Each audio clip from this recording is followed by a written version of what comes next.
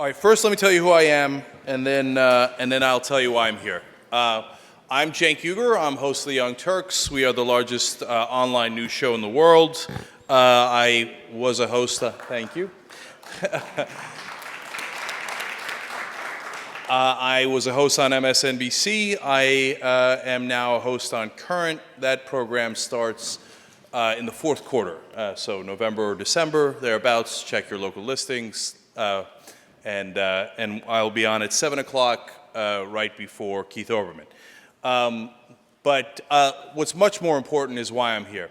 So I'm here for two reasons, basically. And this is the political panel, and it's going to obviously relate to the good folks who are going to speak here. I'm here out of desperation and curiosity. Those are the two reasons. The desperation relates to our political system. So a lot of questions and good concerns have been raised today already, and I'm sure they'll be raised plenty as we go forward. What if it's a runaway convention? What if this? What if that? And those are legitimate. But right now, I don't see a strong alternative to a system that I believe is fundamentally broken. I believe that we now have taxation without representation. Whether you're a liberal or a conservative, I don't believe your politicians represent you at all.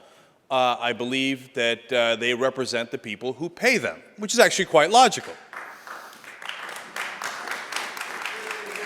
And of course the people who pay them are lobbyists, special interests, corporate interests, etc. And a lot of you, I imagine, also work for the people who pay you. Makes sense, right? So it isn't that the people are fundamentally corrupt.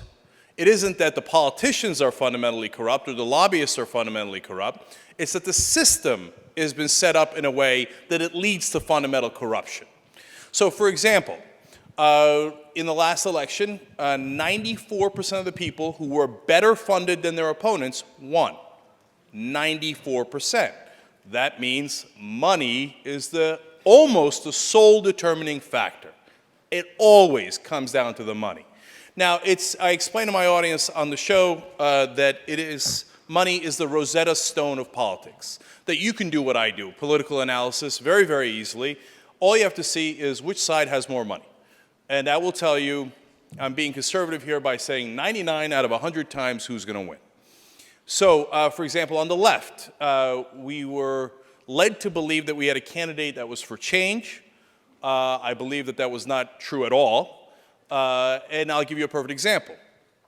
Barack Obama did an ad that I loved at the time in 2008 where he used Billy Tauzin as an example. I believe the ad was actually called Billy. And Billy Tauzin's a former congressman and helped to pass Medicare prescription Part D for Bush and for the healthcare companies. One of the things that they put in that was that the government could not negotiate with drug makers, which is the most absurd thing that anybody's ever heard. Why would anybody, conservative, liberal, libertarian, it doesn't matter, say, no, I don't want to negotiate because I would like to pay more. I would like to get rid of the free market. I would like the system to be rigged in favor of the really rich drug companies. Which citizen would ever agree to that, right? Well, of course, our entire government readily agreed to that. Very happily so, especially for Billy Tauzin, who then immediately left the House and joined the pharmaceutical companies as their top lobbyist, I believe at $2 million a year. It is legalized corruption. And so Barack Obama ran against that. He ran an ad explaining the Billy Tauzin situation, and he said, you know what, I don't want to play this game a little better. I want to change the way Washington works. It turns out he was not telling the truth. Now, that is a harsh statement, but that's the reality.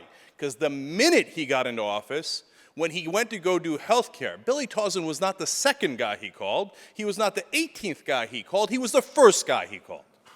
And he met, again, who did he meet with most? Out of all those industries and out of all those representatives, the number one guy who went to the White House most often, as you can guess, Billy Tauzin. And he struck, Obama did, the same exact deal as George W. Bush, which was, we cannot negotiate with drug companies. They can charge us whatever price they damn well please, and we'll have to eat it. And furthermore, we also cannot re-import drugs. Barack Obama is oftentimes considered weak. I say that quite often. But when it comes to fighting progressives, he's sometimes a lion. Byron Dorgan in North Dakota introduced a bill to re-import drugs from Canada, and Barack Obama's administration sprung into action and crushed it to make sure that they protected the pharmaceutical companies. And just to make it a little worse than Bush, the patents were extended to 12 years, so that they had an even greater monopoly. There shouldn't be a conservative or a liberal in the country who agrees with that. Yet our entire government has chosen to do that, House, Senate, and the White House. And it doesn't matter, Republican or Democrat, it doesn't matter. And if you're on the right wing, here, I'll give you an example. If you're on the right wing and you think, well, you know, I win most of those because, you know, look, I like the corporations and, you know, et cetera. That might be one possible way you think. I hope not, and we'll have a discussion about that. Gay rights is an issue, right? You think we won on gay rights, progressives did, because out of the goodness of their hearts, the politicians looked around and was like, oh my God, you're right, what were we thinking with Don't Ask, Don't Tell? No, it came down to the donors. For example, New York recently had a landmark gay rights decision on gay marriage. 4 Republicans switched. Why did they switch? Not because they saw the light, but because they saw the money. Log cabin Republicans, to their credit, did great work in New York, and what they did, they said, we're going to pass this one way or another, and either you're going to get a bag of money or you're not going to get a bag of money. Which one would you like? And they said, thank you very much. All of a sudden, I see what a lovely thing gay marriage is. I'll take the bag of money. So if you are opposed to gay marriage or Don't Ask, Don't Tell, or whatever it might be, or you're in favor of Don't Ask, Don't Tell, you have no chance. You will lose. The other side has more money. It is the Rosetta Stone. It is the only thing that matters.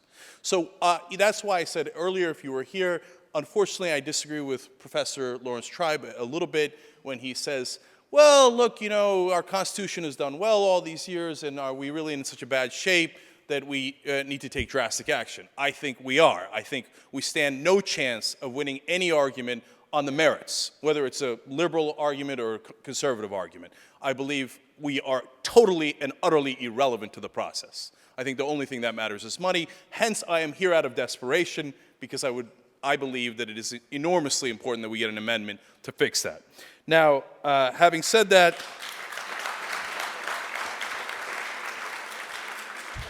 one last quick thing, and then we will.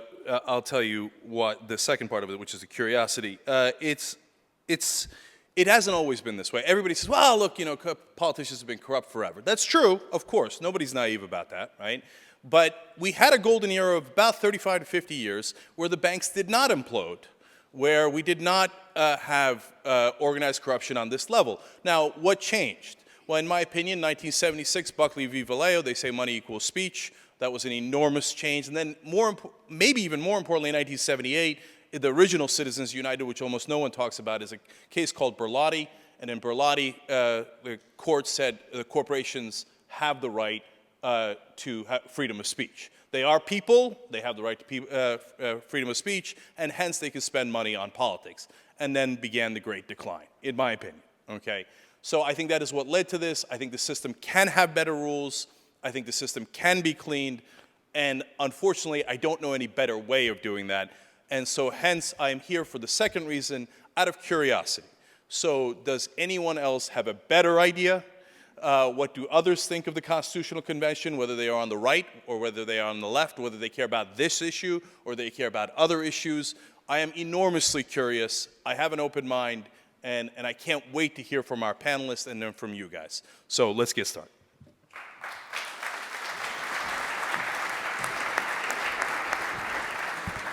We're going to start with David Cobb. He is a lawyer and a political activist. In 2002, he ran for Attorney General of Texas, and he wanted to revoke the charters of corporations, so near and dear to my heart in some ways. And then, of course, most famously in 2004, he ran for president of the United States of America on the Green Party ticket. And he, at this point, is national spokesperson for Move to Amend, which is a national coalition calling for a constitutional amendment to abolish corporate personhood. Very curious to hear from David.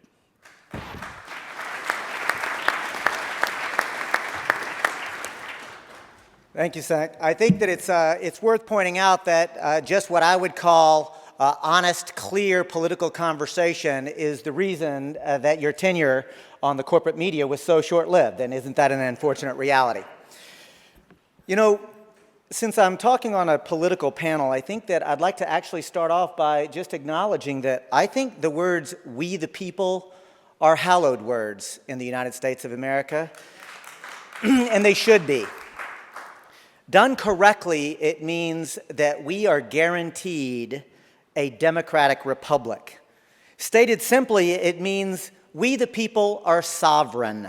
It means that our founders rejected the divine right of kings and actually came forward with the audacious notion, at least at that time, that we would actually claim the right to govern ourselves, that we would collectively claim the ability to actually decide how our society functions. In the United States, we the people should be hallowed words, and we should talk that way. I also want to go one step further and acknowledge what I think many of my sisters and brothers on the right say more often than my friends on the left say, and that is that the United States Constitution does not create these rights. As Thomas Jefferson observed in the Declaration of Independence, these rights are inherent and they are inalienable. Another way to say it, the Constitution recognizes natural law rights. They are rights that we have as human beings.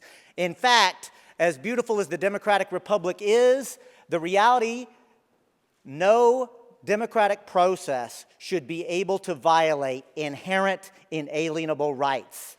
That is a very powerful exchange, and I believe it was Sandy Levinson who talked about, one of the legal panelists I thought did a brilliant job of talking about almost the Newtonian balance between the private and the public that the constitutional framers actually created, which I think is genius. And when I think about the constitutional republic that we're promised, the civics classes that I had in junior high and high school, they're fantastic. I mean, it means that we create a system by which we, the people, collectively engage in public policy. But that one thing that cannot be done is that the majority, through the public process, can never legitimately violate the rights of individual citizens. That's brilliant. That's genius. We should try that in this country. I think it would work. And I'm not even joking because, you know, before I go one second further waxing poetic about the Constitution, let's acknowledge that from my perspective, a big problem was in the framing of it is who got to be a person, who got to actually be part of we the people. One thing that I don't think that we've done enough of at this conference is actually acknowledge the fundamental racist, sexist, and class oppressive formation of the founding of the United States. Because anybody else? Am I alone there? The reality is this, y'all. As brilliant as those concepts are, and they are brilliant, as beautiful as those words are, and they are beautiful, and their foundation, in their implementation, we all know only white men of property were actually legally persons under that document. So stated another way, the late great historian Howard Zinn, famous for pointing out that all history is a function of looking backwards through a particular lens, Zinn says one important lens by which to look at American history is as a series of struggles by actual human beings to be defined as actual persons with inherent constitutional rights. That's a big deal. And we shouldn't forget that those were struggles, and not just intellectual struggles, but like grassroots organizing struggles. People got hit on the head and worse. This was what it meant to engage in those fights, and I'm proud to claim the legacy of those struggles. I think that we have further to go, but let's acknowledge and honor how important those struggles were.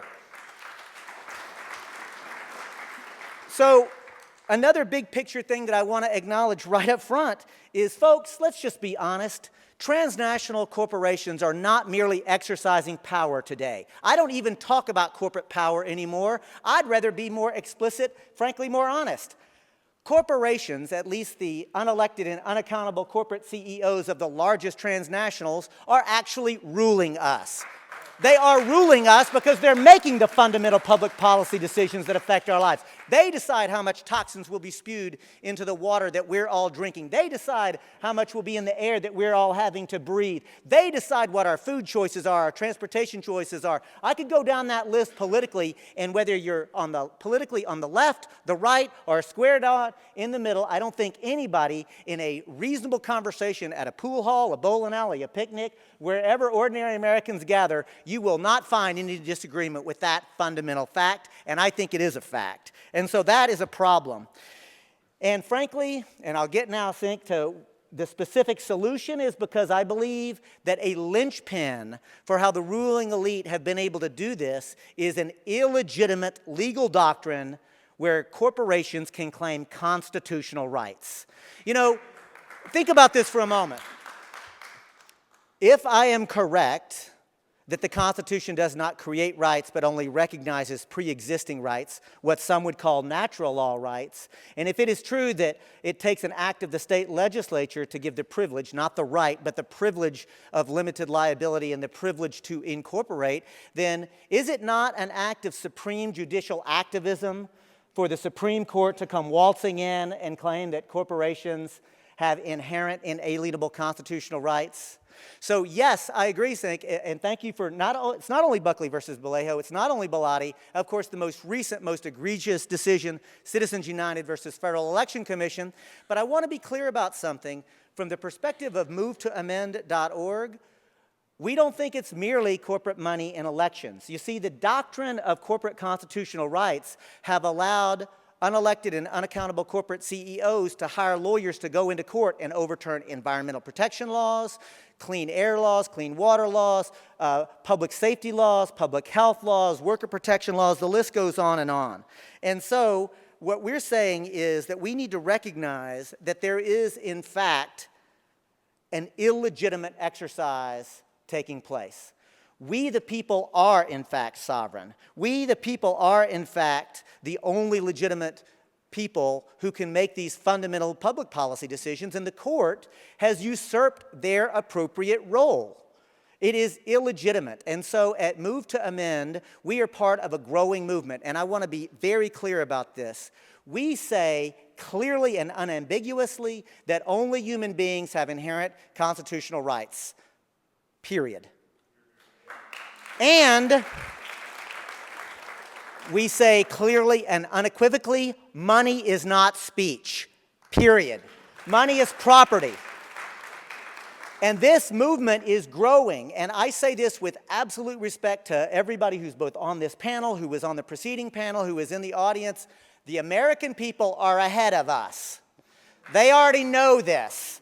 They are so much further ahead, and that's what gives me such confidence. You see, I believe in popular sovereignty. I actually believe in we the people. I actually believe I could go into a pool hall or a bowling alley, and in Mark Enkler's words, if I talk civilly and respectfully, it doesn't matter what their political affiliation is. It doesn't matter what their individual ideology is. Their love of country will not be lesser or greater than mine, and we can have a conversation about how to get out of this mess. And so I want to conclude. I only have a short bit of time. I want to conclude by this. I want to invite each and every one of you to go to the website movetoamend.org.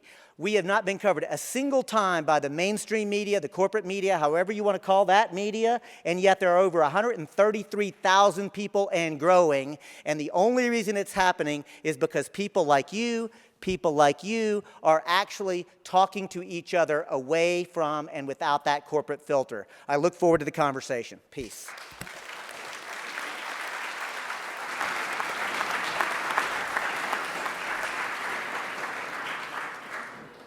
We have a great diversity of opinions on this panel, which, again, I'm really looking forward to hearing from. Next, we're going to hear from John Samples. He directs the Center for Representative Government at the Cato Institute. His book is called A Struggle to Limit Government and Modern Political History. He's also helped to edit books on James Madison, and he also teaches a course on constitutional interpretation at Georgetown University, and I'm hoping that he gives us the libertarian perspective. Thank you very much.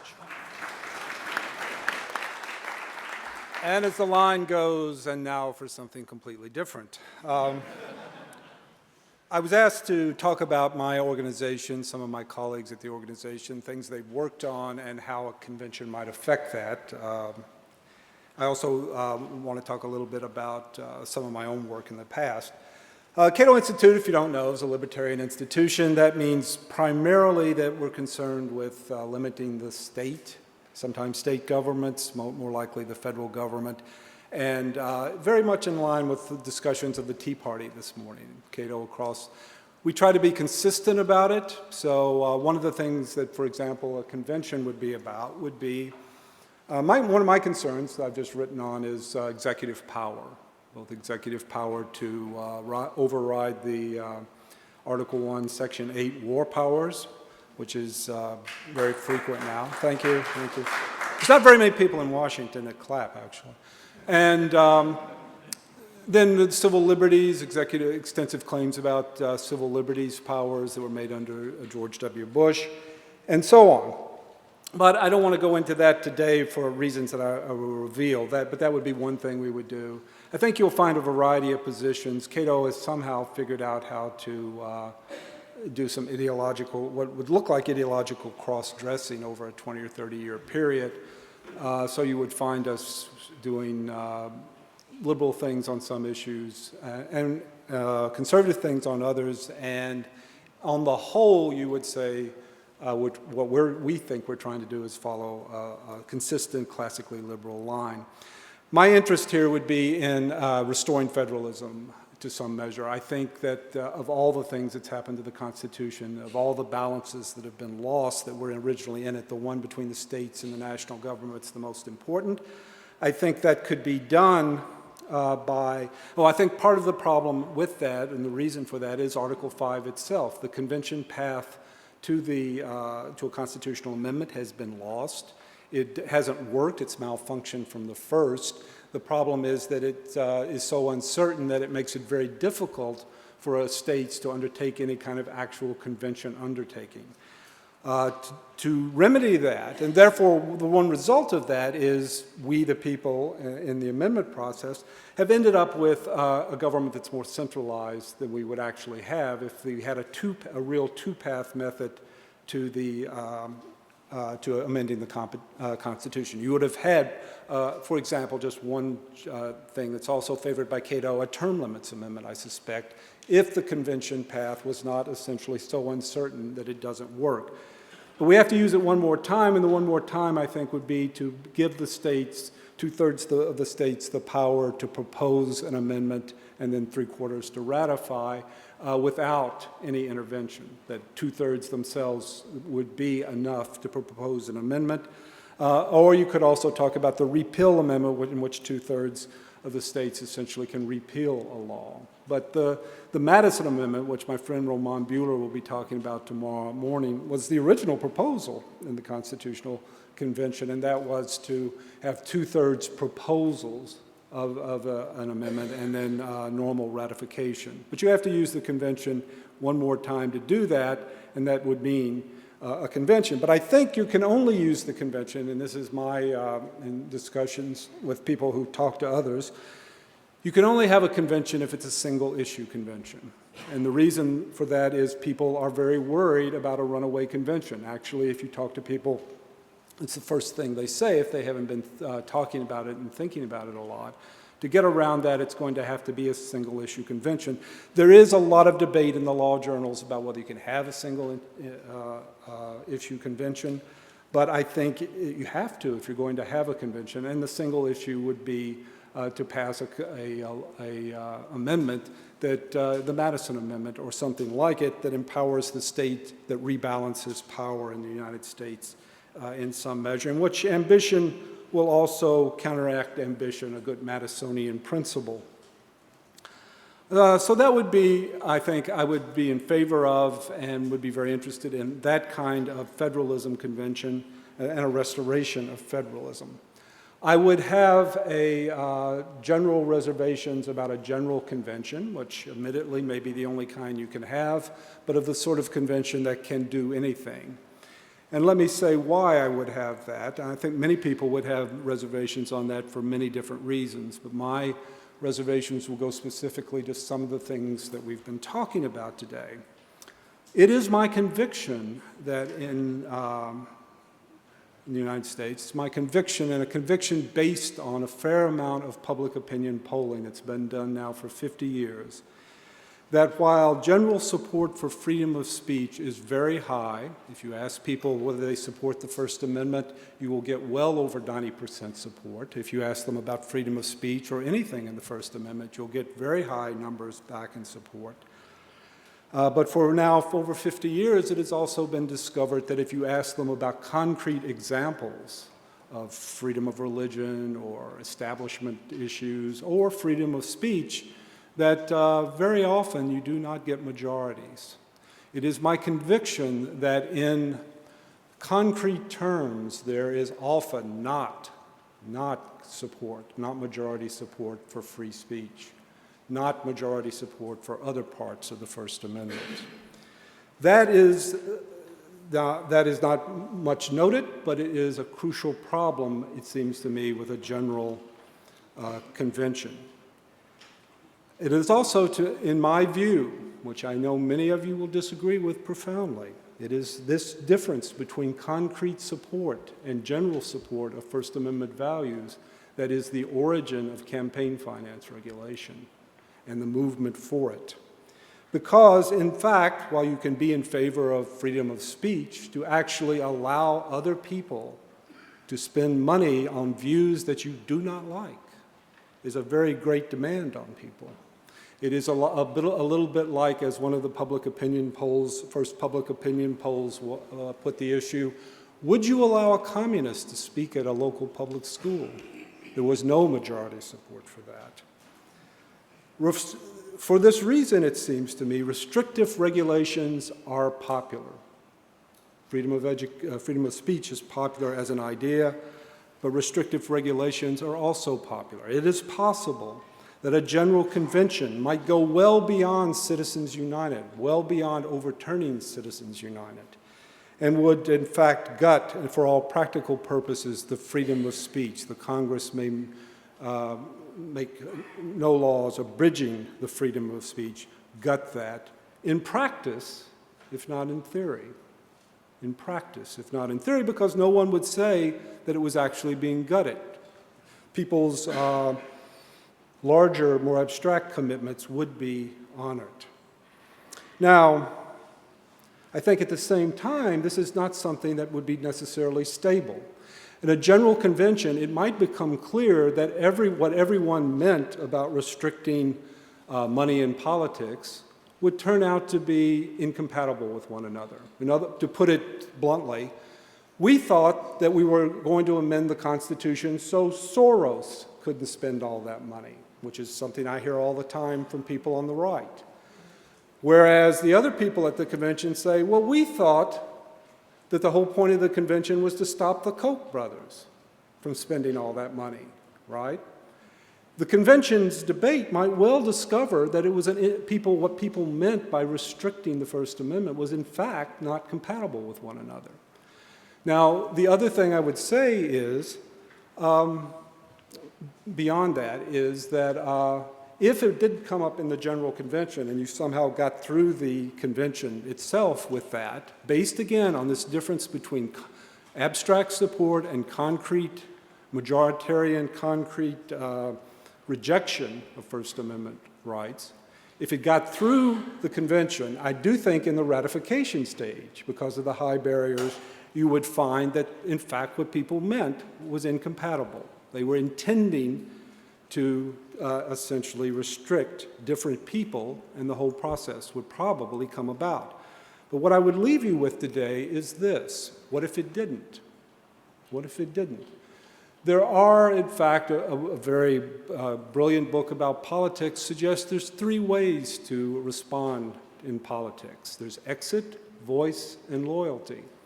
What we are talking about today, when you're talking about the funding of campaign finance and funding of political activities, including lobbying, you're talking about political voice.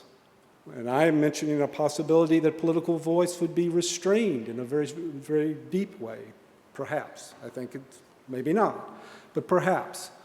So no political voice, then what's the point of loyalty? And if there's no loyalty, then what's left? Thank you.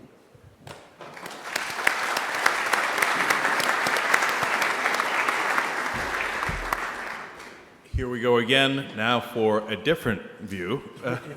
Brenda Wright is the director of the democracy program at Demos. She has led many progressive legal and policy initiatives on voting rights, campaign finance reform, redistricting, other electoral reform issues. She's argued 2 cases before the United States Supreme Court. That is Randall versus Sorrell, I believe is how you pronounce it, campaign finance, Young versus Fortas, voting rights, and I can go on, but I'm going to let her speak. Thanks, Cenk. Thank you. Thank you, and thanks especially to the conveners of this really amazing conference. It's a privilege to be here with all of you and to be part of this fascinating discussion. I want to start by saying a couple words about my organization, Demos, just so you know where I'm coming from. Demos is, we think of it as a think and do tank. It's a national nonpartisan organization that's driven by several core values and goals. A robust and vibrant democracy that's characterized by high levels of political participation and civic engagement. A more equitable economy with widely shared prosperity and opportunity. And an empowered public sector with the capacity to work effectively for the common good. We work a lot in the democracy program on overcoming structural barriers to registration and voting and to fair representation.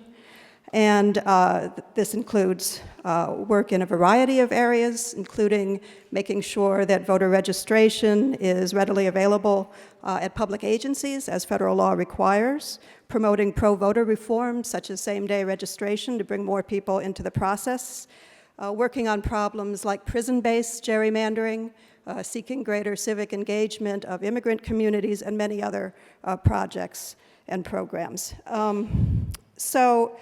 We have been asked as panelists to say something about our views on an Article 5 convention and how we view that and just our perspective on it as a solution to the problems that we've all been talking about. And I guess I would describe my perspective on the question as one of sympathetic skepticism. So I want to talk first about the sympathetic side of what I have to say about the calls for a Article 5 convention.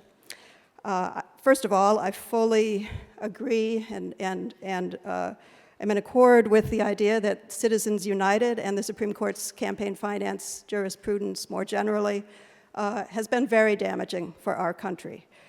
Demos, my organization, was engaged in the court battle to oppose the unleashing of corporate independent expenditures in elections.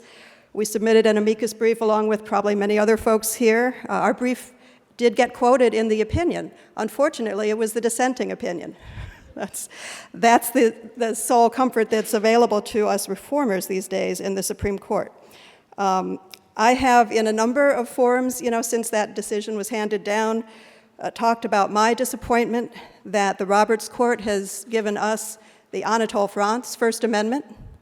It's a First Amendment that, in its majestic impartiality, permits giant corporations and ordinary citizens alike to spend as much money as they want on elections. And so, I really fully agree with all those here who have noted the violence that's been done to the First Amendment by that decision.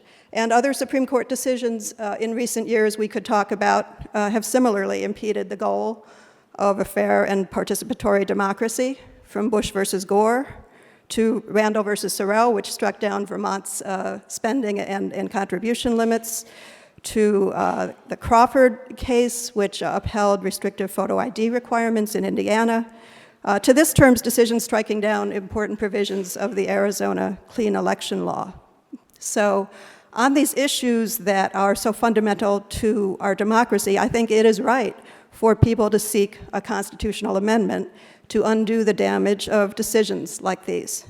And I also understand, in addition, the overwhelming sense that our current political system is broken and can't provide for the necessary conditions of accountable and responsive government.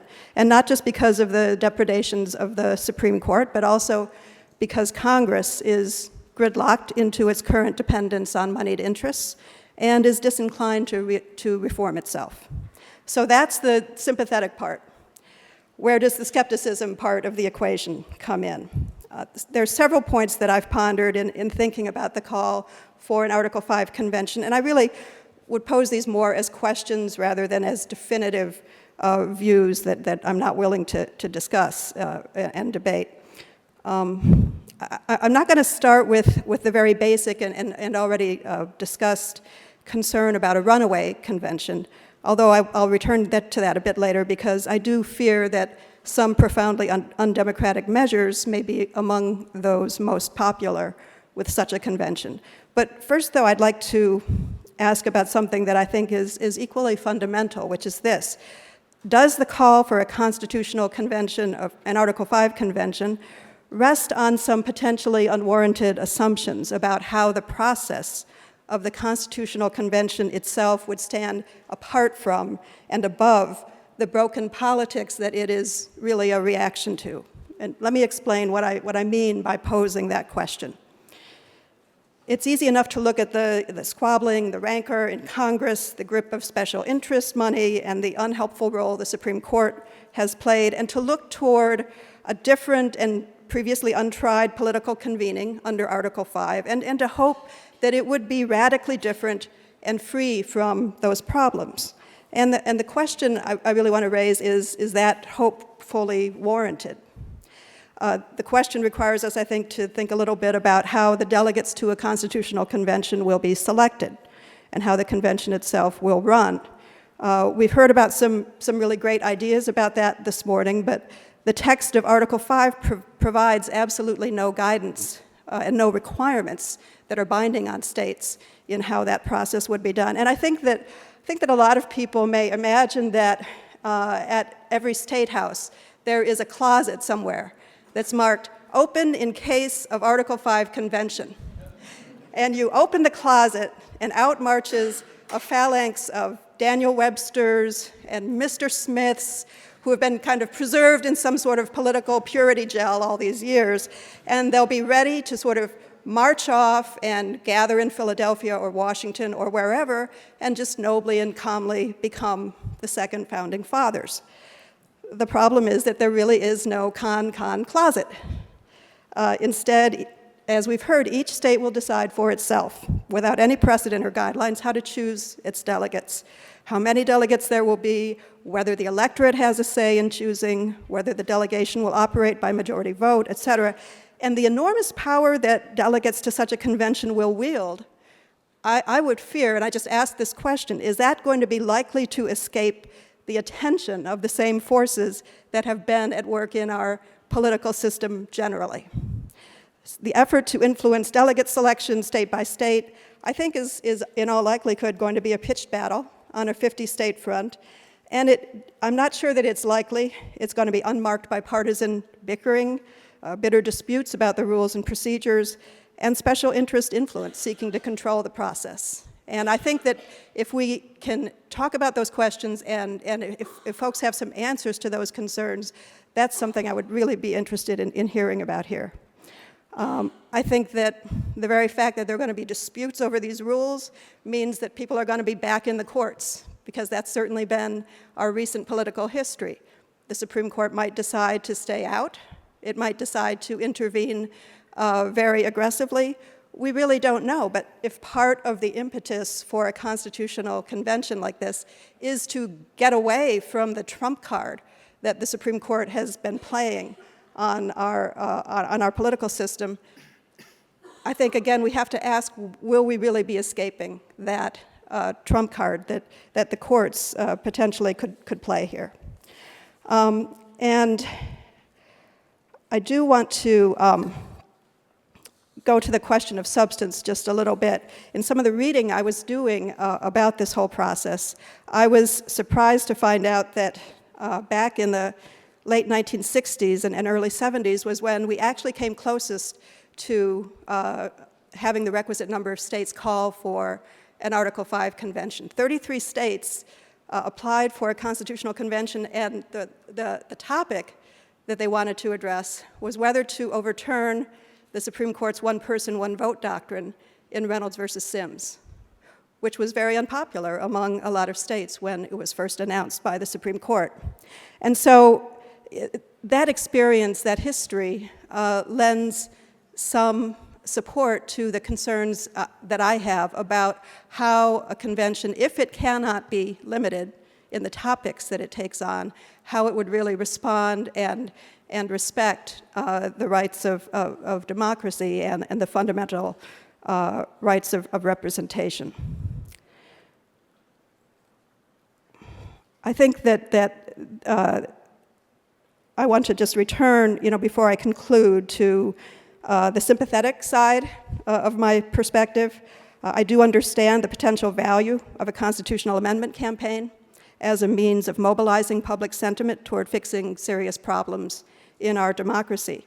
I believe that a lot of those goals can be achieved by a targeted campaign toward an amendment directly targeted at campaign finance and voting rights through the established procedures that have been used on other occasions to amend the Constitution. But I am very eager to hear how proponents of Article 5 Convention view the questions that I've highlighted, and at a basic level, I think supporters of any kind of amendment process have more interests in common than they have issues dividing them. So I'm very happy to engage in this discussion about these important issues that have been framed so well in this conference. Thanks very much.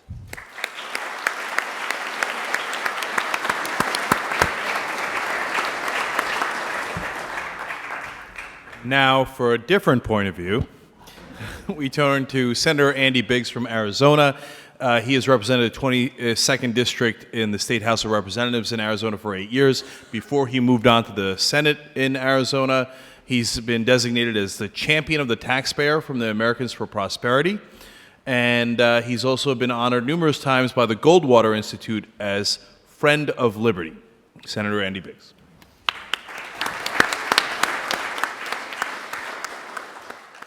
Thank you very much. It's a pleasure to be here with you, and I appreciate Larry and Mark for assembling this group and for you attending today. It's a real privilege to me to come and talk about this particular subject. I'll let you know that when it came before the Arizona Senate, when this issue came before the Arizona Senate this past year, at least on the first time before reconsideration, I gave a speech on the floor that actually changed the votes of about 4 people, so that it actually killed Arizona's request at that point for a constitutional convention. And so I guess you would say I am the con. And so I want to explain my point of view. There's an economic theory called increasing returns, and it attempts to explain why a rational decision maker would persist on a suboptimum path. Some have attempted to apply that theory in social science. The theory suggests that as a policymaker persists in the policy, because the early results have been reinforced by positively, that the decision maker and the policy that they enact will continue to go because infrastructure, institutions, regimes get built up which support that decision and that policy. So you continue down that suboptimum path, and in the end, once you discover, the policymaker or the constituents who receive the negative impacts of that policy recognize the negatives, they continue on because the exit point does not appear immediately available, or the cost itself of exiting that suboptimum path is so high that you can't exit the path. And so many Americans, as we look today, they sense something, and I think that is the genesis of this conference, is that something is woefully amiss, that we are on a suboptimum path right now with government's intersection with individuals, and that they want to change in their government somehow. So they come together, and this idea of Article 5, as Mr. Dranius this morning said, he decided that that's probably a good way to try to affect change, and others have come aboard and agree with that. And yet, as a statement that was recently made this afternoon already, is that Article 5 was unstable from the beginning. It is unpredictable and very difficult to prophesy what will happen there. I mean, that's been the purpose of this conference, is to discuss the potential ramifications of such a thing.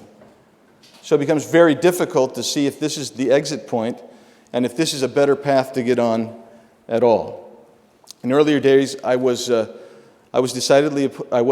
decidedly opposed to an Article 5 convention. I thought it was interesting, it was intriguing to do in this time, in this generation. But I thought at that time that maybe the boundaries of government, the parchment barriers, as Madison described it in Federalist 48 and 49, had clearly been obliterated by, in my opinion, every branch of the federal government, and that we needed to do something.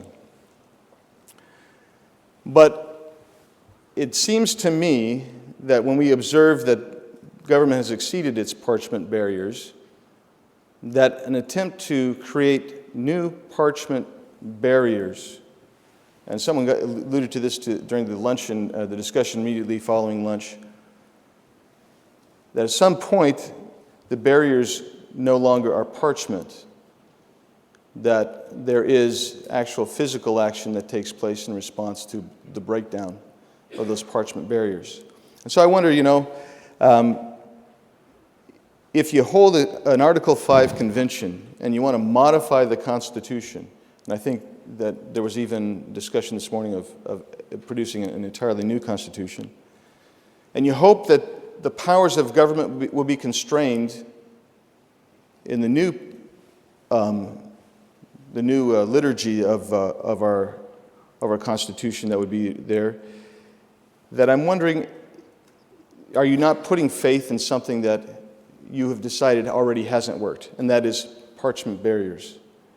And so I would argue that, frankly, that we would probably be better served by looking at the barriers that were erected in that original constitutional document and find out where they've been obliterated or where we have willfully, by amendment, removed them, and then taking corrective action that way. That, I think, is a much more less expensive way, if you will, of returning and restoring government to within its proper barriers. I was asked to also talk briefly about a couple issues. Number one would be, what are my constituents saying regarding an Article 5 convention? Do they express concerns or worries similar to what we've heard today with regard to a runaway convention, for instance? Issues that I've heard mentioned that might appear substantively at an Article 5 convention.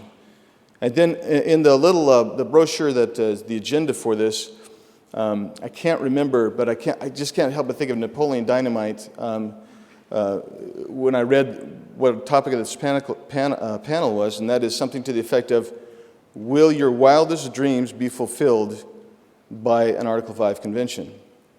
Well, I call that the aspirational motive of the convention. So what are my constituents saying? And I do have the opportunity to speak around my district and around the state of Arizona. My constituents are saying this: there is something woefully amiss, and the federal government has stepped clearly outside its boundaries. They want something done. Article 5 convention proposal is not new in Arizona. It's been out there, and so some of them mention that. But everyone who's mentioned it, with the exception of an earlier panelist, has expressed his great skepticism of it.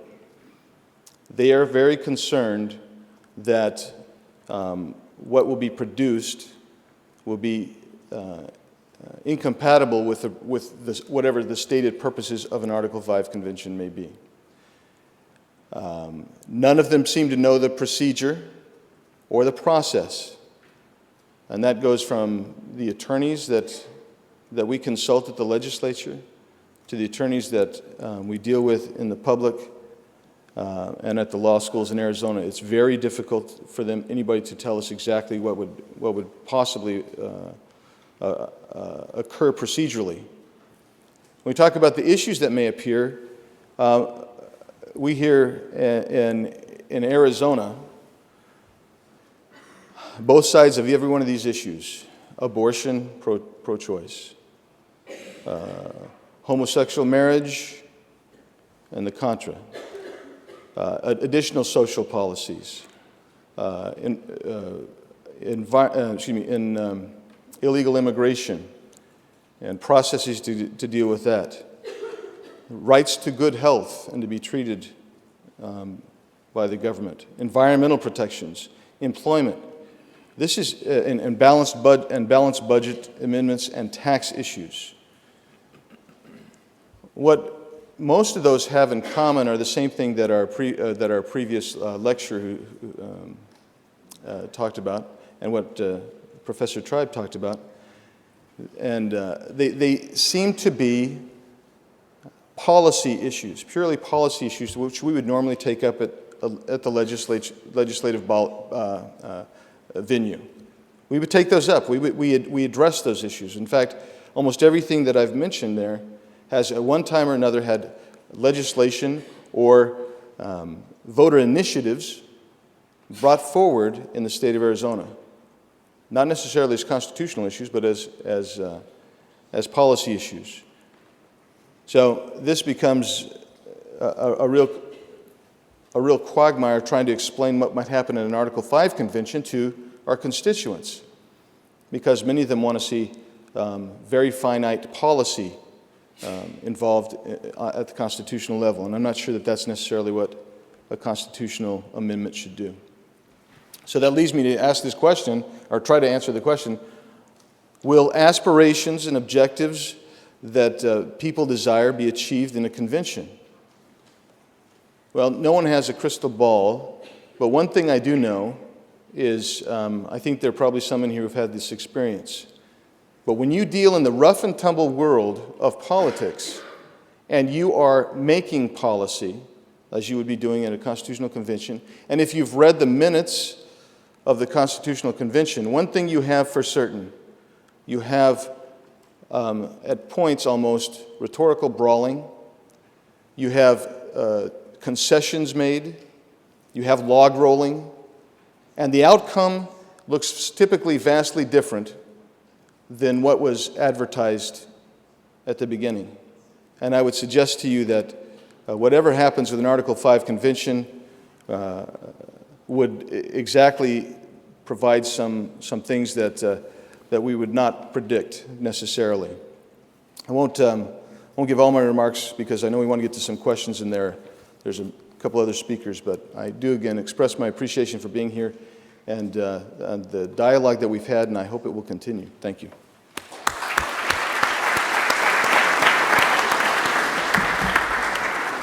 I just want to say that I was actually wildly encouraged by that, because you said that you convinced 4 others, which gives me much greater hope in the state senates, because I can't remember the last time a United States senator was like, golly gee, that was a good point, I'm going to vote the other way.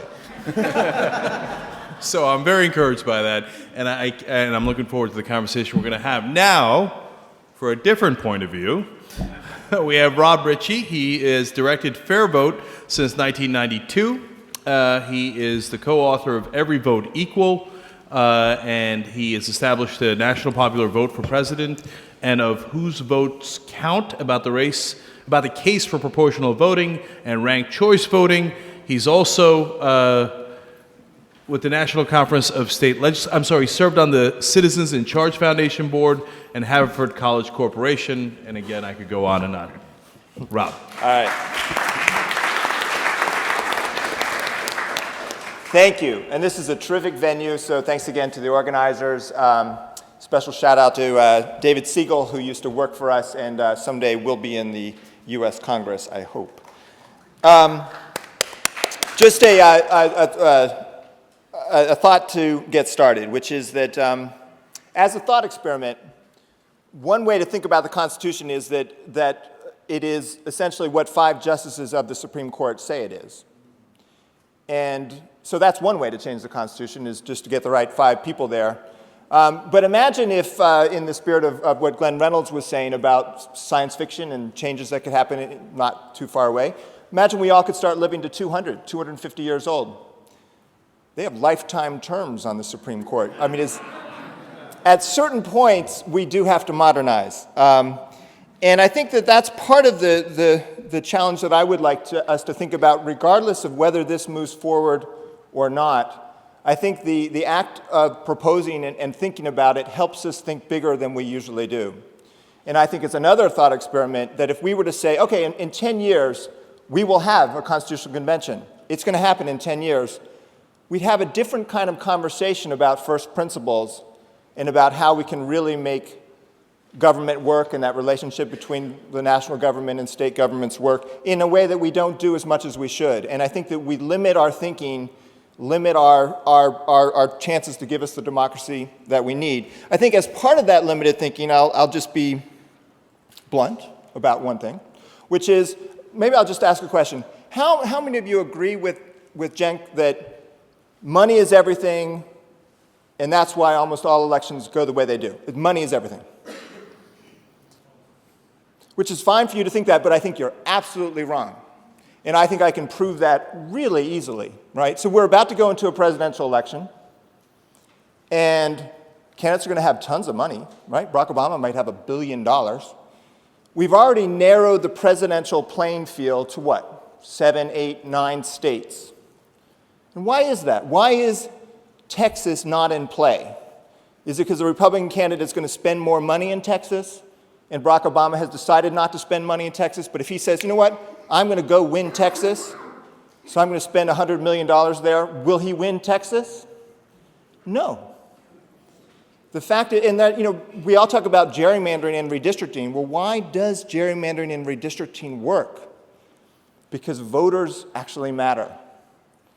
And when we think about reform, and so what I mean by that is you can create majorities for one side. If you sort of narrow the choice between one of the major parties to the other major party, most people have an opinion, and they're pretty consistent in that opinion, and you can create safe districts, right? So in 2010, Republicans had a great year in congressional elections. They didn't win a single House seat in one of the top 150 that Barack Obama won, or his 150 strongest districts, right? The money didn't affect voters there. It affects swing voters. It affects a certain number of voters. And that's important. It doesn't mean that money's not important. It just means that if we want to do things like make all of our votes important and make our participation meaningful wherever we are, that's not enough. So we need to have a conversation about things like that and about first principles. So at Fair Vote, our governing idea is that we should respect every vote and every voice, that all of our participation should matter. We should be courted by our representatives, and our choices should be significant wherever we live. And there's a lot of ways that that's not true now, but just so in more specific terms then, we support equal access, protect and secure access to the polls for all adult citizens. That's a basic principle that we think should be achieved. We think there should be a one-person, one-vote system when we elect people, that there should be equality in our votes. We think that there should be voter choice, that associations of people can come together, that they can decide that someone from their community can run, whether that's a political party or something else, and that they can be put forward as candidates, and we have a right to choose from those people. And then that we should fundamentally think about respect for every vote and every voice, and think about what it means to have a representative government and try to keep winner-take-all elections, which I think are fundamentally at odds. That the idea that 51% of people can represent 100% of people is fundamentally at odds with the idea of representative government for me. And it actually is in most of the established world at this point. As the Arab Spring movement, moves fitfully through the Arab world, and they move to elections, they don't use winner-take-all elections. All of the Eastern European nations, as they moved from the Soviet control to having elections, none of them use winner-take-all elections. And we don't really have a conversation about that here, about proportional systems where every vote counts.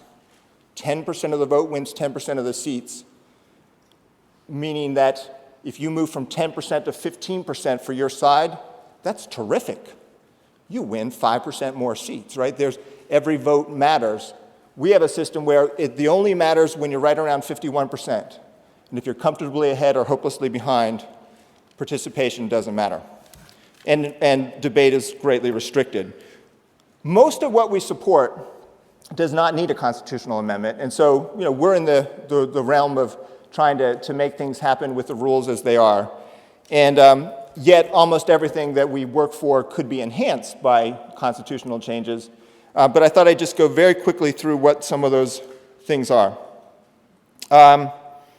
One is that, as John Samples pointed out, the First Amendment is supported as a principle, as a value, but if you poll particulars, not so much. And I think it's the same idea with how we should stand up for the right to vote. That I think if you say, what's fundamental to democracy? Well, we should have a right to free speech, but we should have a right to vote. But we don't have a clear affirmative right to vote in the Constitution. For a very simple reason, in the 18th century, that was not a value that everyone stood for. I think we do today, and we can put that as a value. And then some of the particulars, people might not like that people with felony convictions could vote, or black people in Washington, D.C. could have representatives in Congress, in the Senate. The territories might have rights to vote. There would be particulars that people might get uncomfortable with, but we would standing for the value that a right to vote should be in the Constitution. But we obviously can do a lot better at protecting and expanding voting rights and holding up the integrity of our elections within the current rules. How many of you are following what's going on in Pennsylvania with this Electoral College scheme being proposed? So, the Electoral College is, an incredibly quirky instrument for picking our president. There was that came as a compromise in the Constitutional Convention about how to have a chief executive chosen by the states, really. It's right, chosen by the states, and Congress doesn't choose how to pick the president. And states, early on, a lot of them didn't even have elections. It's just up to states to figure out what to do with those electors. So Pennsylvania has the right to change what they do with their electors. And so what they're planning to do, or at least their legislative leadership is saying they will, is to go from a winner-take-all system where whoever wins Pennsylvania gets all that state's electors, and Republicans haven't won the state since the 80s, to a system where whoever wins each congressional district would get one elector. And they're about to draw district lines, and probably the district lines will be 12-6 Democrat, Republican, Republican 12, Democrat 6, which kind of points to the fact that you can do that, right? The district lines matter, who the voters are matter.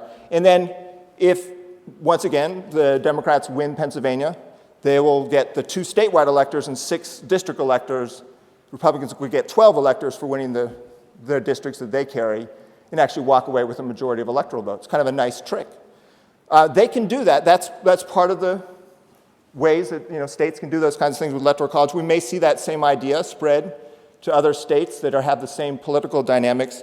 And I think it's outrageous, but I also don't think the winner-take-all rule by state is any good either, right? So that's where this national popular vote plan for president is such an exciting alternative, because it says, let's just have a fair fight for president. Let's have all of us be able to hold the president accountable. Every vote counts equally. Every vote in every state and every election matters. And so this book, Every Vote Equal, gets into this proposal. It's passed in states representing 1/4 of Americans, and if it gets up to past a half, states representing more than half the Electoral College, then it becomes law. And it's moving in every state. There's chances to advance this everywhere, and it's a very good counterpoint to what's going on in Pennsylvania. Of course, we could have direct election of president of the Constitution, but we don't need to. The idea for voter choice and kind of allowing people like David Cobb, when he ran for president in 2004, to not be, us to say, ooh, is he going to spoil that election? Is he going to take votes away? Is founded on the fact that we don't require candidates to win with a majority when they're running for one office. And so someone can win with 40%, 35%, what have you, and that active participation by a candidate with lesser support can affect who wins, the spoiler dynamic, which suppresses debate, suppresses pushing ideas forward that can be carried forward in a whole different kind of way in campaigns than issue groups. So I would love to have more of a multi-party democracy, and it's simply a statutory barrier that stops that. We can have runoff elections, which most presidents in other countries are chosen by runoff elections, all with national popular votes, by the way. Or you can have instant runoff voting or ranked choice voting, where you rank candidates in order of choice, and you can simulate a runoff in one round, so essentially accomplish the goal of upholding majority rule and sort of freedom of voter choice in one round. That's being used for the first time up in Portland, Maine this year for mayor, open seat race for San Francisco mayor's race, siting race in Oakland last year. I don't know if anyone followed the Oakland mayor's race, but the first Asian American woman elected mayor of a major city, and she came back from not being first in first choices, but was better at reaching out to more people and ended up winning that election. So anyway, we think that's a great idea. And if we ever have direct election of president in our Constitution, we'd like to see that principle upheld in presidential elections. Then finally, I'll just say, getting back to the point about proportional representation, is that fundamentally, I think we need to rethink single-member district winner-take-all elections. And we can do that. We could do that better through constitutional amendments, but we'd have to do a heck of a lot of work, so you know what I'm talking about. Some of you are Cambridge voters, at least you get proportional representation right here. But the idea is, 20% of the vote should win 20% of seats. If there's 5 seats, 51% of the vote wins a majority, 3 seats, but not all 5 seats. And there's a lot of ways to do it. There's a lot of traditions within America of actually using kinds of proportional representation. Peoria, Illinois, Plays in Peoria is using cumulative voting right now. There's a lot of ways we can actually implement it right now. For Congress, it's simply an act of Congress to allow states to use non-winner-take-all systems, but to really have the change that we see allowing a whole different kind of politics and political organizing and meaningful voter participation in many other countries. We would ultimately want to see, I think, constitutional change. But I think whenever you're particularly frustrated about being stuck somewhere where they're saying your vote, it's all a foregone conclusion, and heck, that's most of us in congressional elections, it's tied to the fact that we are stuck with a winner-take-all system for now, but we need to change it. So, thanks so much.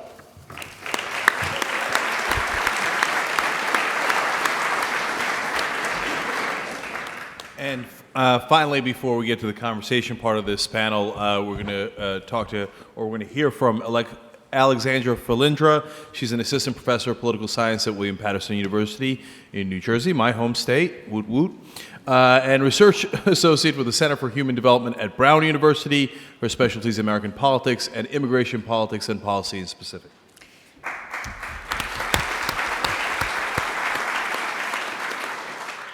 Thank you very much for the invitation. It's a great honor to be here. I am awestruck, obviously, by the type of intellect and the type of people who chose to be part of this, so I feel very, very privileged. And as I was sitting right there, it just occurred to me that as the last speaker on the panel, I actually have tremendous power right now. It's communication theory tells you that the first speaker sets the tone, the last speaker sort of wraps it up. So for those of you who are actually planning on the convention, think about ordering. It's important. So I'm a political scientist by education. I spent 10 years working as a survey researcher and pollster, so I have I'm a technocrat in many ways. I love ideas and I love political theory, but really I get into the nitty-gritty of things. And my area of specialty is immigration policy, and I work with immigrant communities, and I work with poor communities and minority communities. I work with job seekers rather than job creators. And I can tell you that the people that I work with have not heard of Article 5, not even if you tell them about Artículo 5 or, Article 5 or in any other language. This is very foreign to them, literally and figuratively, and they're not represented here.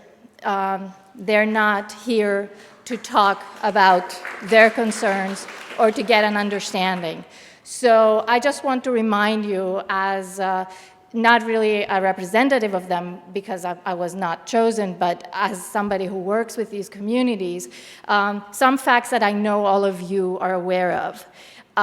We live in a society of extreme inequality, with almost 45 million people living below the poverty line today. And data indicate that more than half of Americans have lived or will live in poverty for at least 1 year of their lives. That is, frankly, really, really worrying me. That's what I spend my days thinking about. Minorities and single mother households of all races are most affected by poverty. Today, the US incarcerates more than 2 million people, with over 7 million people who are under criminal justice supervision. Not only do we have the highest incarceration rate in the country, in the world, but incarceration exacerbates problems of poverty in minority and low-income communities. And to boot that, every year we deport 400,000 people who are immigrants, many of them not on the basis of some crime that they committed, just because of unauthorized entry. In addition, immigrant communities today live in fear of legislation that is retroactive, live under conditions that are very difficult to understand. Asylum seekers are basically playing asylum roulette because there is no, the way the system works is not even, is not fair. There are not enough rules, and judges, immigration judges across the country basically have completely different patterns of decision in terms of approval of asylum cases. So basically, whether you will get to stay in the United States or not is really the result of a crapshoot. So these are the people that I work with, and these are the real problems, the real pragmatic, everyday problems that I am concerned with, that frankly demand real, compassionate, pragmatic solutions, especially because these people do not necessarily have the privilege of citizenship, and many of them gave up the privilege of citizenship after they got convicted. So those are the things that concern me. And my concern with Article 5, the Article 5 Constitutional Convention idea is that it may be a wrong vehicle for tackling America's problems of inequality, and more so that the timing is problematic. It could be really wrong for us to be advocating any kind of reform through untested and potentially uncontrollable institutional means. It's the analogy that Professor Reynolds made earlier about the hyperspace button. I'm not very comfortable with this hyperspace button idea. First of all, there is no clear precedent on how such a convention would operate. For example, who would participate? I heard earlier in the law panel this great idea about a lottery. I'm like, oh, simple random sample, like my statistical background kicks in. And I'm like, oh, wait a minute. What about the 4 felons, couple of illegal aliens, and random other people who would be selected in a random sample? What would we do with them? Who would really be part of this? How are these rules going to be, of selection, going to really be decided? It's very appealing to talk about a lottery or a simple random sample, but I would love to hear more about specific procedures because these things worry me. Most importantly, though, being a political scientist, what worries me is who would really be setting the agenda. Who would be the first to go? Who would be the last to go? How all these things are going to happen. It is unclear whether such a convention would be limited to a single issue, and some people here have said that it could or that it will, but I am not sure that that will happen. And even if that can be the case, social science will tell us that issue definition is a very, very difficult and tricky thing, and it can be easily hijacked and expanded through issue linkages into multiple areas. A single issue is never really a single issue if you look at political problems. Second, previous experience with efforts to call for a convention is not reassuring. Most famously, calls for a constitutional convention came in 1964, which is what Brenda talked about, after the Supreme Court upheld the one person, one vote principle in Westbury v. Sanders and Reynolds v. Sims. By 1969, we had 33 states who had filed applications for a convention to address apportionment and to push back democracy and political equality.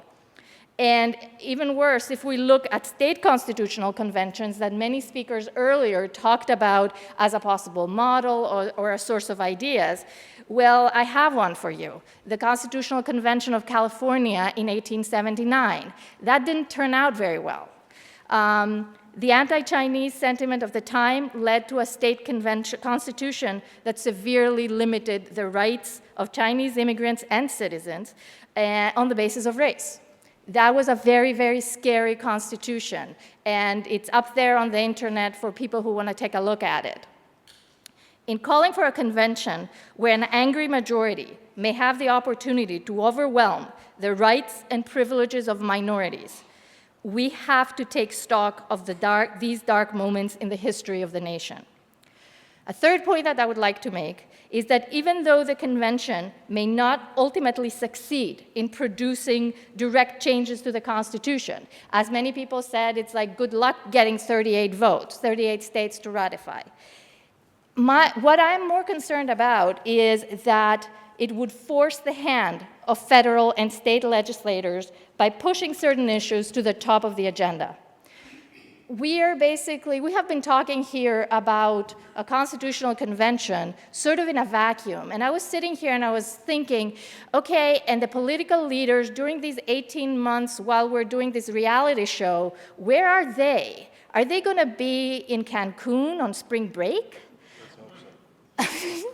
Is that what we're talking about? Or are they going to be in state capitals and in Washington, D.C., actually responding to what is happening and making very hasty decisions because the election is in the middle of this 18-month period or coming up, or they have all these rational electoral prospects to think about. And that is the really most perilous implication of a constitutional convention from my perspective. The timing is not appropriate for this time of experimentation. America is currently much like a ship in the middle of a storm. Our storm is economic, it is social, and it is felt across the globe, really.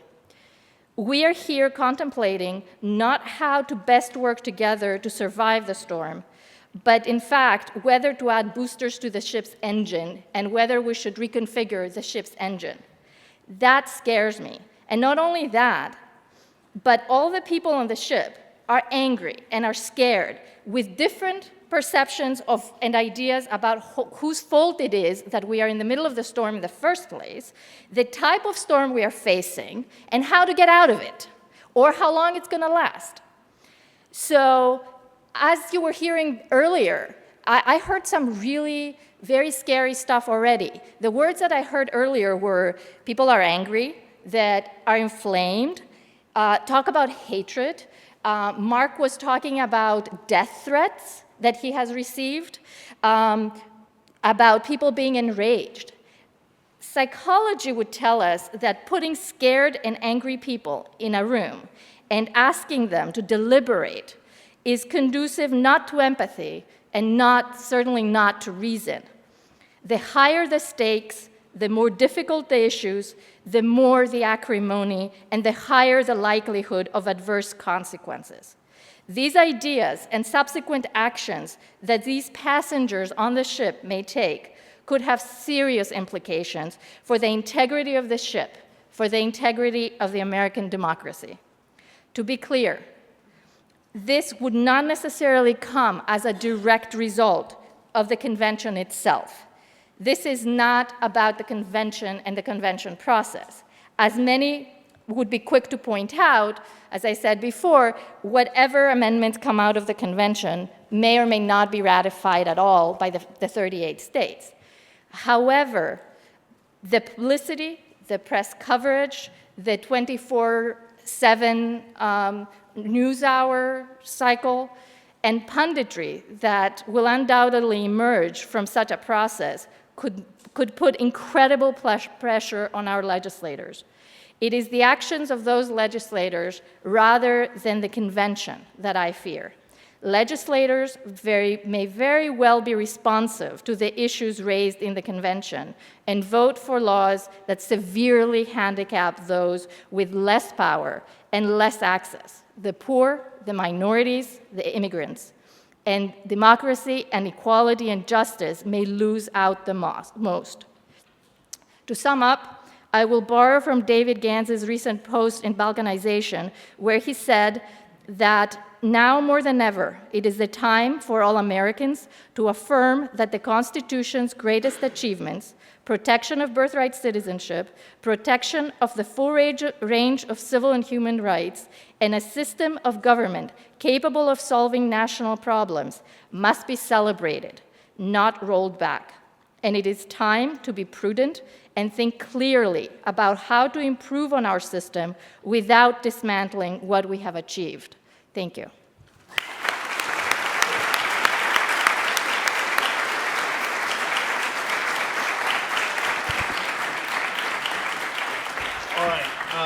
I have a lot of questions for the right and the left. There's a lot that I agreed and disagreed with there, but I learned a lot from all the speakers. Alexandra, since you just spoke, I want to ask you a question about what you just said. You're very concerned about it, obviously, everybody can tell that, but the current status quo sucks for issues that you care about. So right now, immigration reform looks like it couldn't be deader if they tried. So you're going to lose. So how much worse can it get? Much worse. Have you heard of the National Origins Act of 1920? No. I understand. So you're saying, well, we'll just take our loss and go home because we can't, because it might be worse.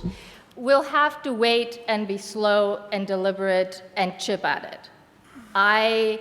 At this point, I think that rash action is very dangerous, especially when you're representing minorities and immigrants. I think that it can get much worse because of the sentiment that is out there. I'm worried about the safety nets for everybody, frankly. Right.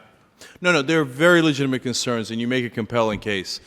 We couldn't even get the DREAM Act passed. It was originally a Republican idea, so I see wall-to-wall losses. That's what I'm concerned about. Now, let's turn to the right for a second. Present company excluded, of course, when I refer to politicians, and as we've already discussed, the state politicians are apparently more open-minded, which I am delighted to hear. But if you asked right-wingers, conservatives, Republican voters, and obviously I'm asking John and Andy this particularly, do you think your politicians are bought? What percentage do you think would say yes?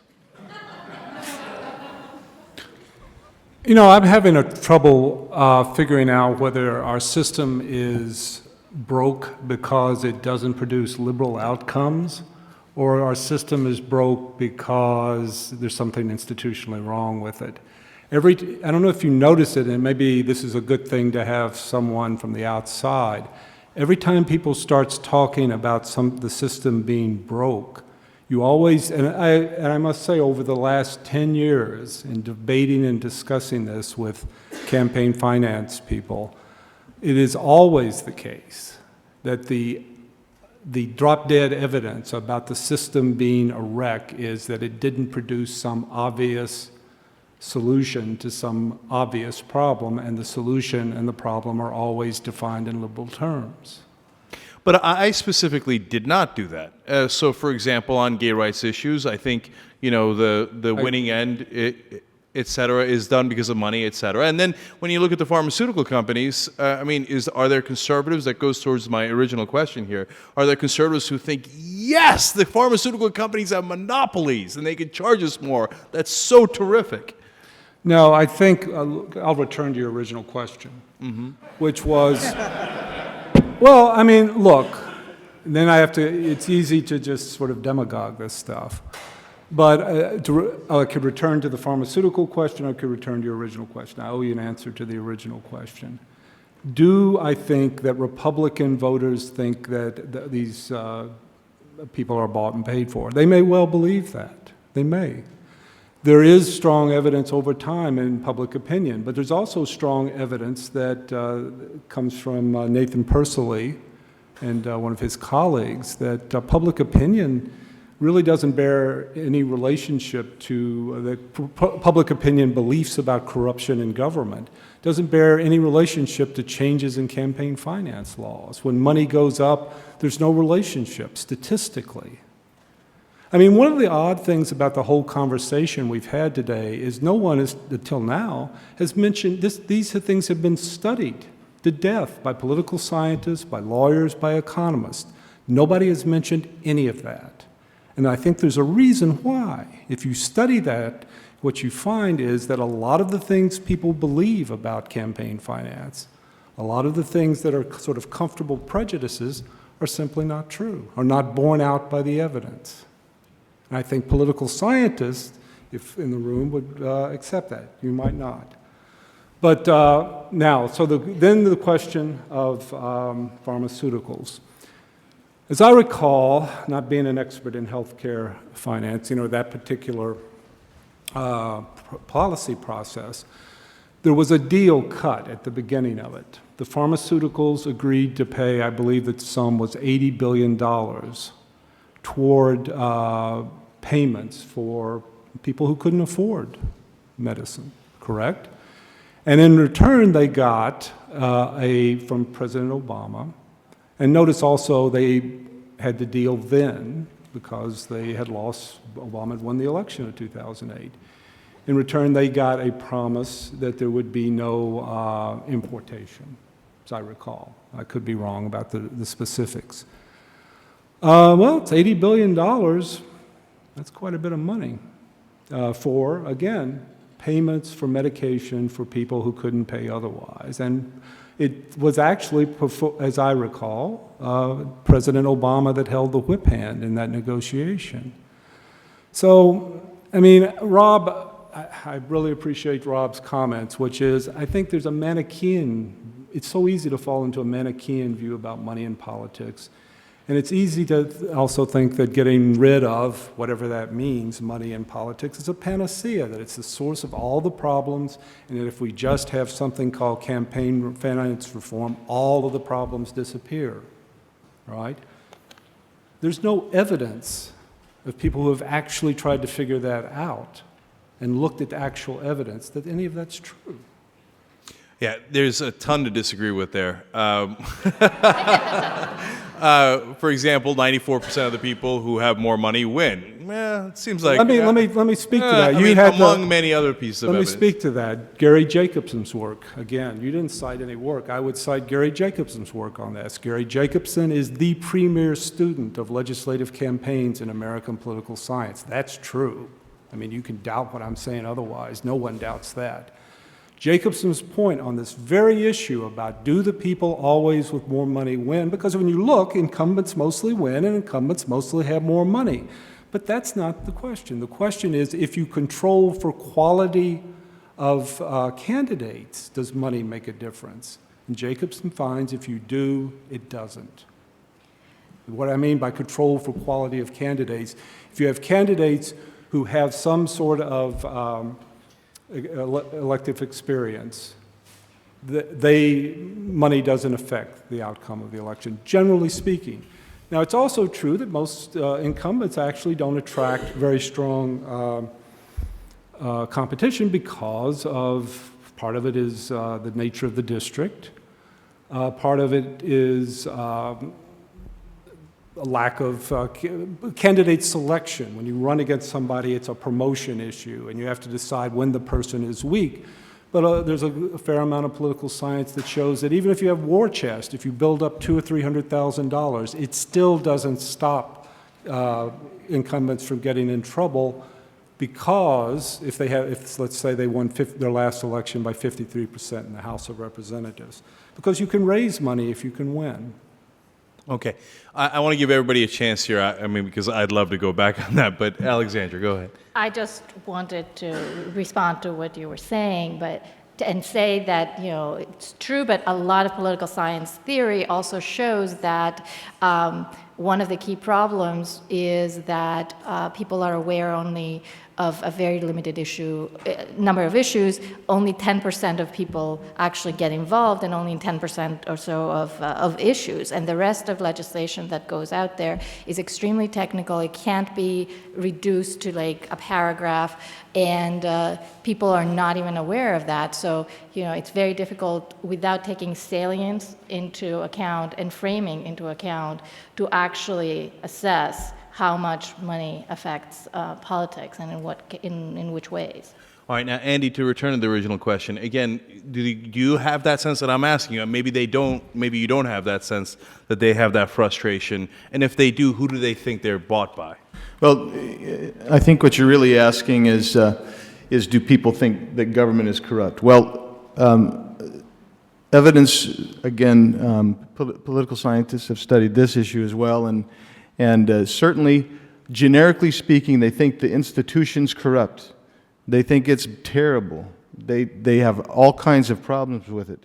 But when you get to their own representative, suddenly they believe, oh, this one is okay, because they all run as outsiders to Washington. I mean, I'm an outsider. There's a reason I voted this way, or something like that. So I'm not sure that to say that they're all corrupt, that everybody thinks they're corrupt. They think there's a problem with the institution, but they don't. But they tend to be much more sympathetic to their own legislator.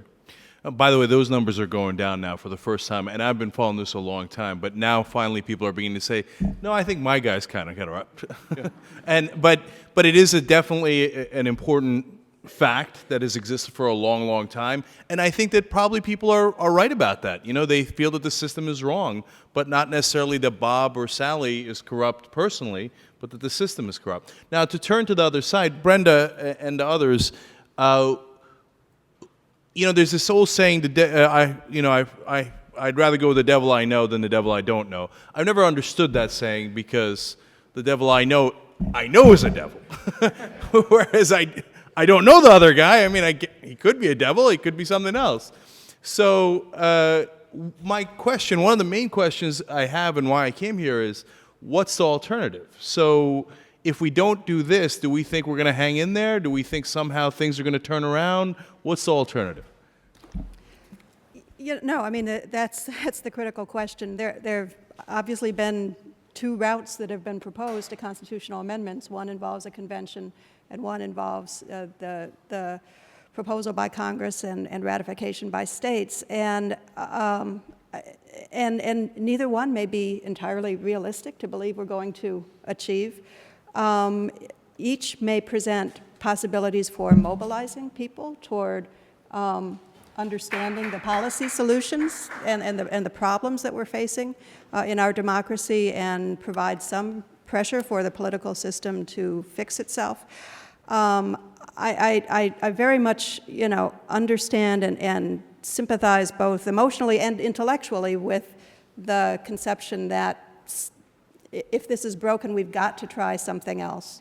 But I do feel that if we can't come up with some reasonable confidence that the process itself is not going to be affected by these same problems that we've observed in the current process, to me it raises a question of what are we accomplishing? What are we accomplishing? And and it is a question. And I would love to hear about proposals for how a convention could be structured to avoid that issue, avoid that problem. Thanks, Cenk. I think that's a fair question. What's the alternative? As a representative for the Move to Amend coalition, I want to be clear that I think that it's fair to say that we are profoundly, adamantly, absolutely ambivalent about an Article 5 convention, and I mean that seriously, even though we are absolutely committed to an amendment, right, or to a series of amendments. And I think that's important because it's not just an applause line, it's also that I, as an organizer, recognize this. We are going to need a broad and deep social movement in order to amend the Constitution, right? That's what we have to have. And as a community organizer who comes out of that background, I look to the civil rights struggle. I look to the trade union movement. I look to abolition. I look to the women's struggle, you know, and they didn't parse this kind of stuff out, at least in the details. I think what they did was to say, I stand for codifying a new social contract, and I will now take off the move to amend hat and put on the David Cobb hat and say, the social contract I want to be part of says we have access to health care as a fundamental human right. Every human being has enough food to eat. Everybody has adequate housing in this country. We need to start talking like that, y'all. As Americans, we need to start talking like that. And here's the thing. I do want to get to the question because I think that the sister Alejandra makes a very important point. Those concerns are all valid. I share them politically. You know that. But here's the thing. Like the fork in the road on, because we're talking about Article 5 convention. Article 5 is also the amendment process through Congress, folks. Remember that, right? And the founders did not make one distinguishable from another by any reasonable terms, right? It's both there. As an original interpretus, I know, Andy, we had a conversation last night. You know, you proudly proclaim original intent. Well, the founders' clear intent was it's the same thing. What I would say is this. The world that I want to live in, we need a broad and deep social movement pushing it. At some point, a fork in the road will come, and we'll have to decide, or I will have to decide, and others that I work with, do we have the political movement to actually get her done in Congress, or do we actually go through a constitutional convention process? The reason I'm ambivalent is because I don't know right now, and I don't pretend to know right now. I do know this, that the world that I'm living in now ain't the one I want to live in, because I'll go one step further. The United States of America is racist, it's sexist, it's class oppressive, and I'd like to be part of a different United States of America. And so, here's the thing. And I want to get to your very question. All right, the alternative is, I think that parsing whether we go Article 5 convention or through the Congress right now is in some respects premature because we don't actually have a movement. And I think it's worth pointing out that the left and the right, there are many voices who are absolutely fearful of it, and maybe that's a good thing. All right, now my last question goes to Rob, and it addresses the question of whether it's premature or not. You know, you said, look, Texas elects Republicans, Connecticut, for example, elects Democrats, and so it's not just the money. Unfortunately, though, the people today, it's not, if we're just talking Democrats and Republicans, you're entirely right. If we're talking about policy, I'm not sure that you are, to be honest, because then you get somebody like Joe Lieberman from Connecticut, who does the same exact thing as the guy from Texas. So no matter what happens, the policy winds up, again, not even being right-wing, but wherever the money is, right? So that's why I wonder if the convention is the only way to go, because I am concerned that if you go up to the Senate, that you're going to run into a brick wall of money. You're never going to move the Liebermans and the Ben Nelsons and et cetera to give up their source of money to because they're wedded to the establishment because they are the establishment. Well, I'm not going to say I'm against the approach. I'm glad this conversation is happening. I do have more faith in difference in Congress. I think there are more members of Congress who are different maybe than you do. And I think it's often grounded in the voters that put them there being different and actually having different beliefs and that matters and that that there are distinctions between the major parties that voters can draw and those are meaningful. And that I'm a believer in multi-party democracy where I'd like that spectrum expanded to differences. And I think that they're actually, if we allowed the 10% of voters to win 10% of seats, we'd actually see that right now, money or not. Now, so that money has its greatest impact within a relatively dysfunctional electoral system and a dysfunctional legislative process that we have in Washington, which I think we have. We haven't talked about filibusters and things that kind of make our system all the more dysfunctional. But I will say this, just I meant to say it earlier, so I'll just say it now, which is that we have a history every 50 years or so about having these kinds of amendment movements and processes that then we go through periods of it not happening, right? So that, the 12th Amendment was in the early 1800s, and then nothing until the post-Civil War ones, and then another 50-year gap, and then we had ones in the progressive era of direct election of senators and women's suffrage, and then a couple little tinkering ones, and then several more in the 60s, and then we ended that with the 18-year-old voting, and we haven't really had one for 40 years. So that there's sort of a moment of where I think the impulse is real, and I think it's a very timely conversation to have.